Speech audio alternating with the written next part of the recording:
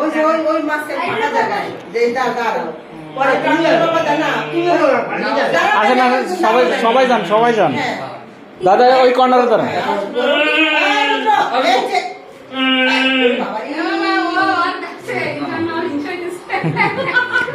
ওরে ওই যে এই পাশে দাও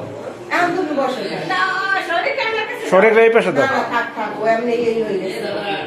আমারই বসতে দেন ওখানে ও সেরে গেছে কই ভাবতেছে আমার জায়গা আমার দিন কেন সবাই এদিকে তাকাও সরি এই কি হইছে ওই যে সৌরিটা আমি শাড়ি পরে আমার আচ্ছা এদিকে সরি তো সরি যদি কই